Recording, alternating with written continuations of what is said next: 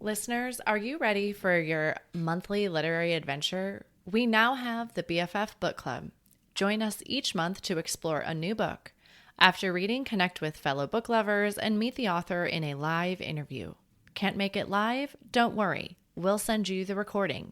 You can find all the upcoming book club selections at www.bookishflights.com/read/BFF Book Club.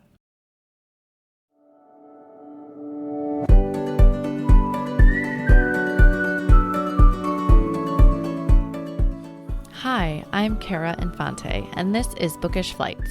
In each episode, I chat with one bookish guest as we take some time to sample and savor the pairing recommendations from their bookish flight.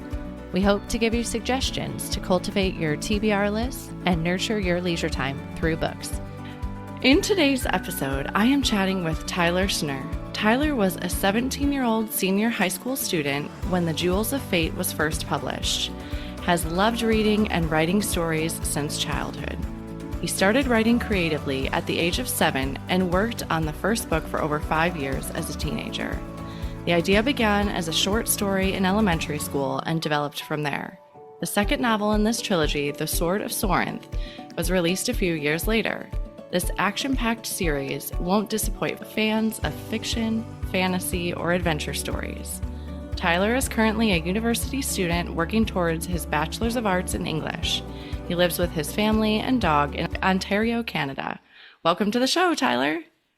Thank you so much for having me. Yeah, I'm so glad to have you here.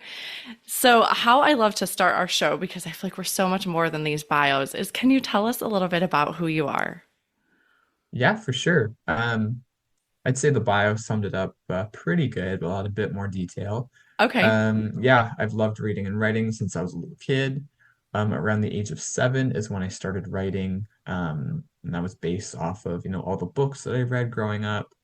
So I'm big into series like Harry Potter, Percy Jackson, Hunger Games, Divergent was another big one, Maze Runner.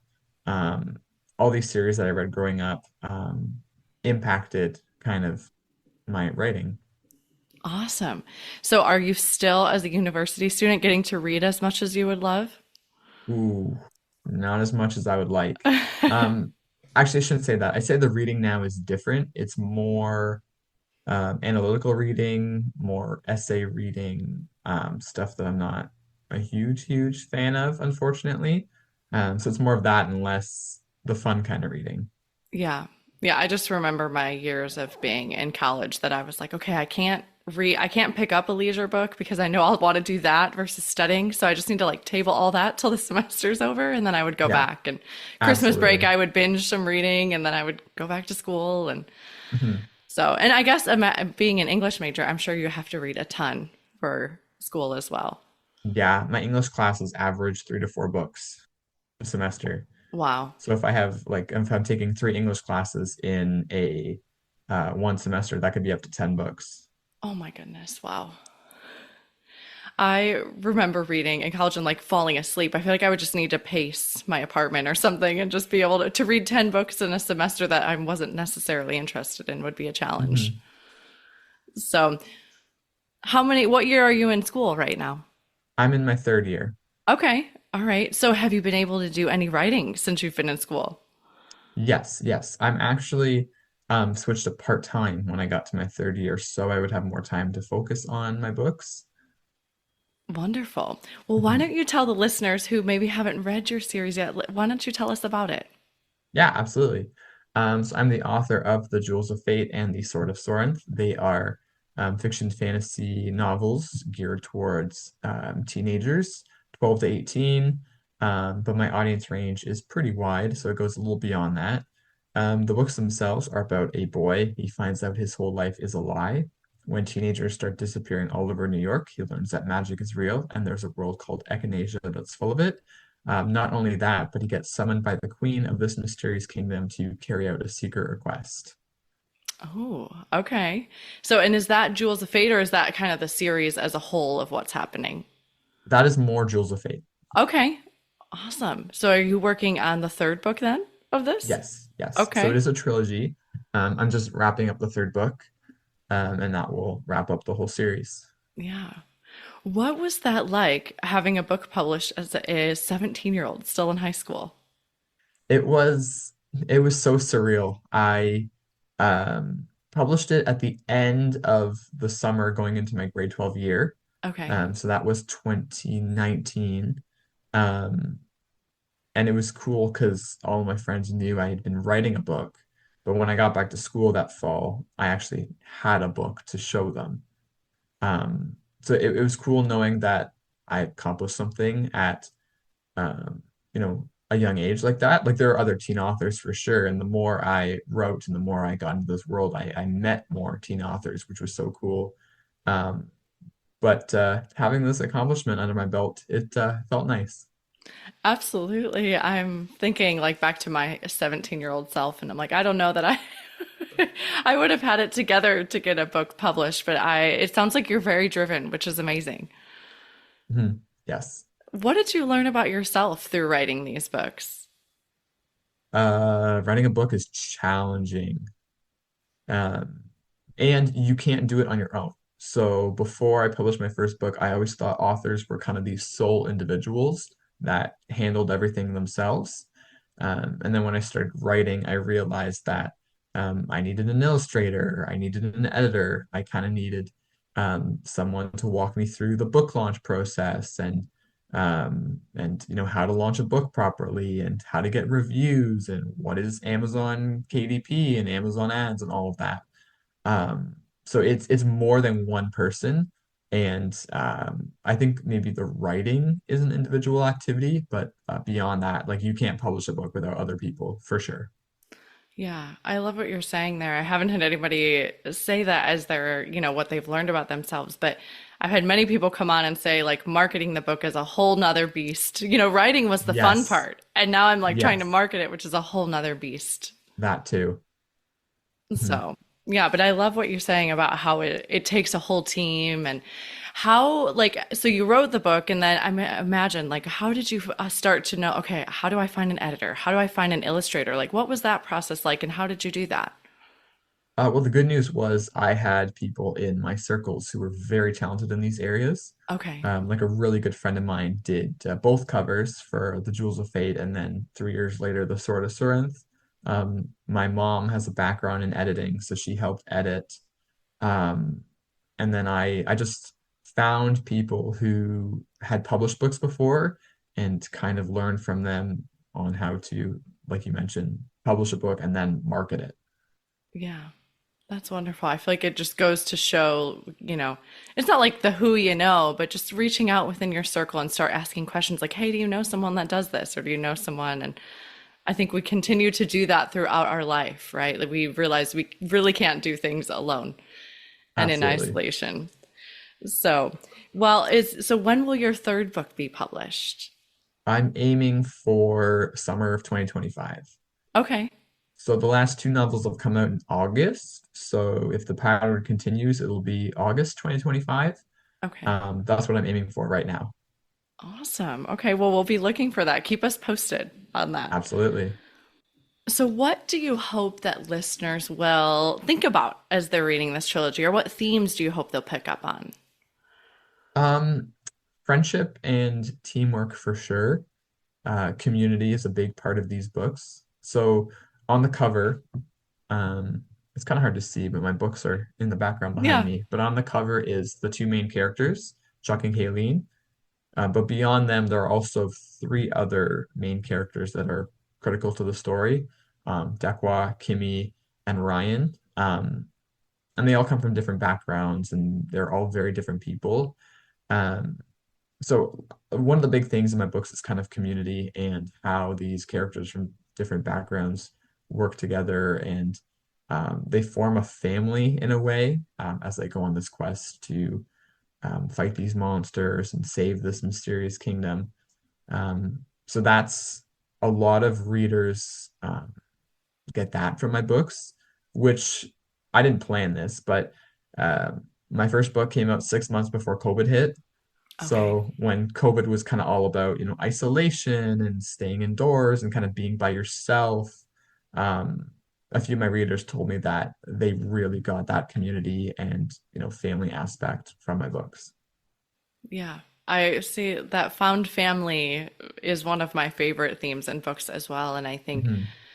I think we're still kind of coming back together, right? Realizing again back to like we don't want to be in isolation as humans and we need this community. And so I love that.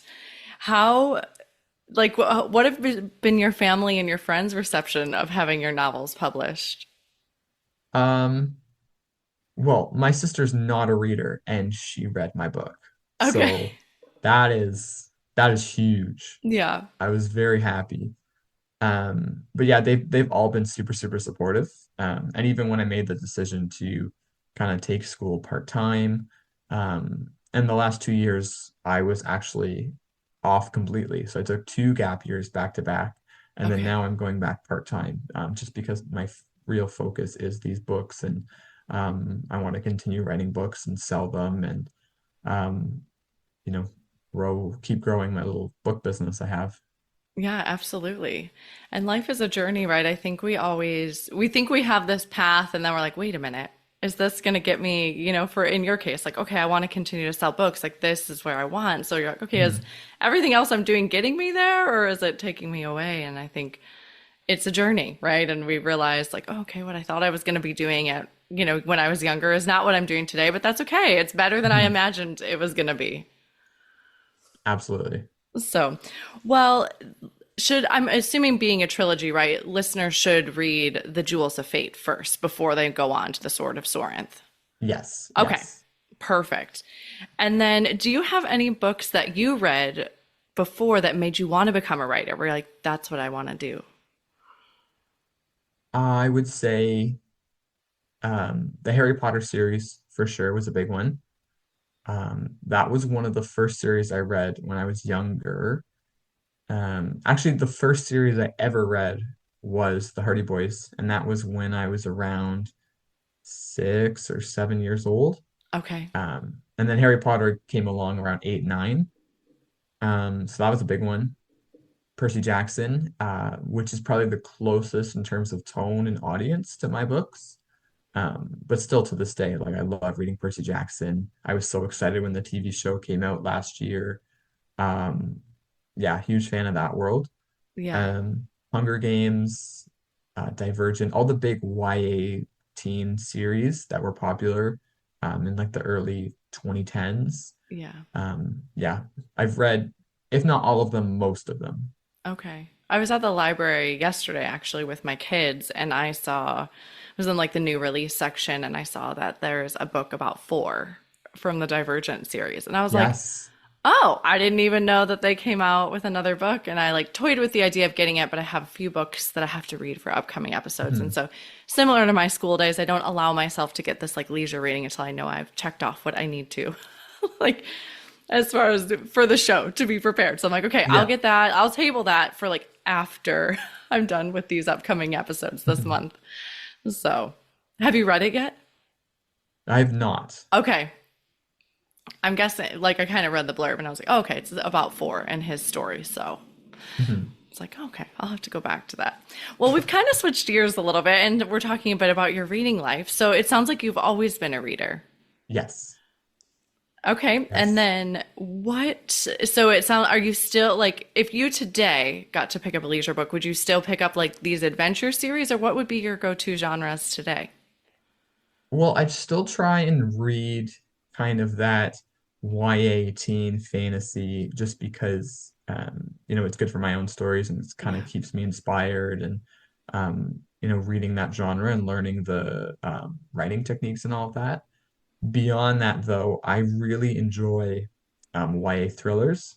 So some of my more recent favorite authors and series would be the One of Us is Lying series Yeah. by Karen McManus. I Great series. It's one of those like twisty books that you really can't predict what's going to happen next. But then once you get to the final page, everything makes sense in a weird kind of way. Same with the guest list and the other Lucy Foley books. Guest list is by far my favorite, and I think Okay. that's her most popular. Same thing. Like it's actually a twist on the whodunit story. So you're not just reading to find out who the killer is, you're reading to find out who like the victim is, like who dies. Oh, cool. Okay. I've seen that. I've Mhm. seen that one everywhere. Like you said, it's really Yeah, popular. So I'm like, but I haven't read it yet either. would highly recommend. Okay, awesome. Yeah, that was another one that was on the shelf at the library, and I was like, okay, yep, know that one on my list, but not yet. So I'm sure you can relate, right? Like I don't have time for this right now. I have to keep work on other things. Oh yeah, yeah. Yeah, my TBR list constantly grows. Yeah. And that's the one thing of being in the book world, right? Is I feel like we'll never have a shortage of books that we Right. we want to read. Well, let's switch gears a little bit and well, I guess we're not totally switching gears, but you've also brought a book flight with you today. So can you tell us about how you chose these books? Absolutely. So I chose my book flight based on two factors. One, books that I were part of my childhood, that I read growing up, and two, indirectly or indirectly influenced with the Jewels of Fate and the Sword of Sorrenth, and kind of what partially inspired me to write these books. And it's interesting because sometimes readers ask me what specific one thing inspired me to write this series. Hmm. And I can't answer that because it's a mix of all of these different books and, childhood experiences. So three of these books that I picked, which are Harry Potter and the Chamber of Secrets, Percy Okay. Jackson and the Lightning Thief, which is the first ever Percy Jackson book, and the original Hunger Games novel are all part of my book flight. Awesome. Well, I wanted to make a comment about the Percy Jackson series because I did not read that as a kid. Like that came out when I was, I think, probably more my college years. Mhm. And so I just picked up, my son is 9, and we just got one of these books out of the little free library. And it ended up being like part of the Apollo series of it. And I was like, well, we started reading. I was like, well, wait a minute. I feel like we're really missing some big chunks of. But so I was like, you know what? His name is Marcos. So I was like, Marcos, I think let's pause and let's go get the original or like the first book of the series so Mhm. we can really understand who these characters are. And so we got the Lightning Thief, and like I've been cracking up harder than I think my son as we've been reading these books, and I'm Yep. like, it's so hilarious. And I'm like, why did I wait to? I mean, I guess he needed to get a little older to understand, but I'm like, why did I wait to read these books? They're hilarious. Oh yeah, and the original series is the best by far. Okay. Well, yeah, we're still working our way through. We're in a very busy sports season right now. So we're like reading aloud. I mean, he doesn't need me to read aloud to him, but I just want to because I want to enjoy the stories with him. Yeah. But it's been tabled a little bit because we like get home late from practice and then we're just kind of, everybody needs to do their thing. So I'm looking forward to getting back. We only have 3 weeks left of sports before we take a winter break. And I'm like, okay, we'll get back to the Lightning Thief at that point. But I've really, really enjoyed that series. Well, book, let's say. But I would definitely go on to the next one just from what we've read of The Lightning Thief. So, well, how I love to end our show here is with our bonus pairings, which are just a speed round of questions. So you can answer Okay. these really quick. Are you a rereader? Yes. Okay. And then what is one book you've read that has changed your life? Ooh. Oh, I got like 30 books off the top of my head. Um, I would say I would say the I would say the Harry Potter series, but not just because of the story, but because the more I read Harry Potter, then I kind of got curious about J.K. Rowling and her story, and I find like her story of how she published the first Harry Potter to like where the series is today is just so cool. Um, it's an underdog story essentially, and yeah, I just thought that was so cool how she went from like writing on a train and she quit her job. And I think she wrote like the outline of the first book on the back of a napkin. Wow. And then now like it's a multi-million dollar series. Like she's a $1 billion author. Yeah. So I think like the story attached to the story is really cool. Yeah, I don't think I knew that. And I could be wrong, but I feel like I heard that she kind of had a general idea of where the series would go, though, like from Yeah. the start. So, Yeah. Yeah. There was an outline on the back of a napkin, I'm pretty sure. okay. Um, yeah, and it just like came to her one day on a train. Yeah.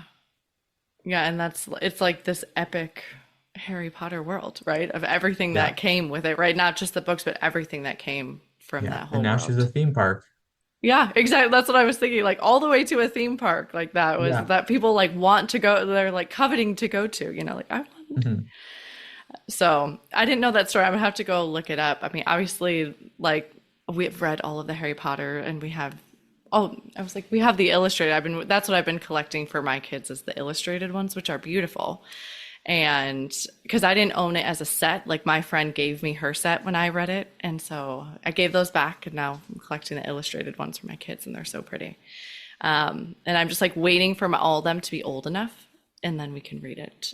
Yeah. As you hear me saying, family read aloud is a really big thing in my at my house, and so I want my kids to love reading as much as I do. Absolutely. So, well, where is your favorite place to read?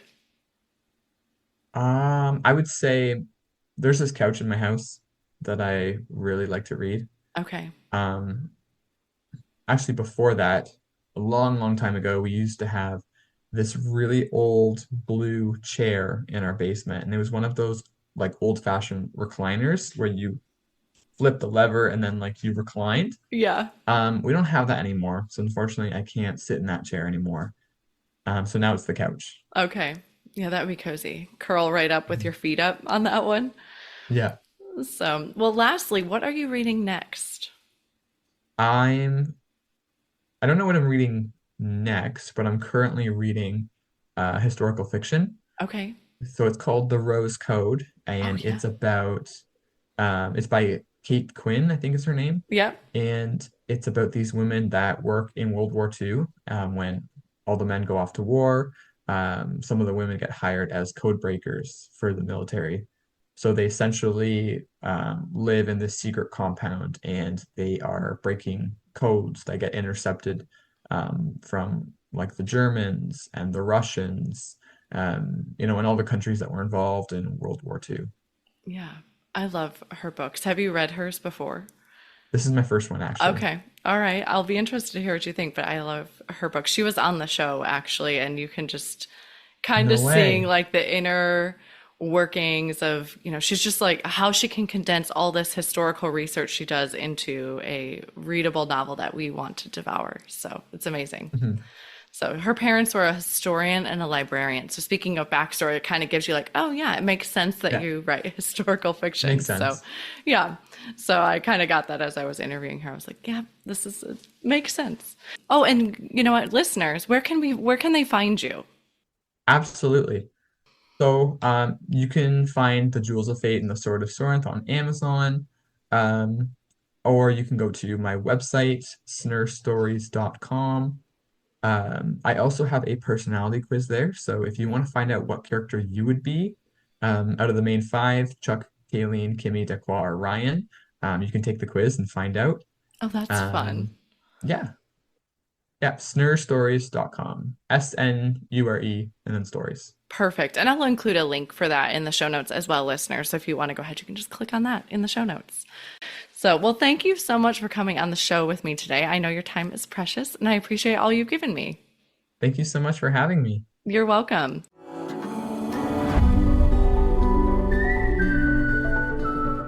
Thank you so much for listening to this episode today with Tyler Snure and his book flight of childhood favorites. We'd love to hear what books were your childhood favorites at bookishflights.com. That is also where you can find more information about today's book flight or other books that we talked about. If you enjoyed the show, please head over to Apple Podcasts and leave a review. Your review not only helps the show, but it also helps the podcast to reach others. Make sure you are subscribed on Apple Podcasts or Spotify to make sure you will not miss an episode. That's it for today. Thank you so much for listening. As Emma Thompson said, I think books are like people in the sense that they'll turn up in your life when you most need them. Cheers to you, dear readers. Until next time.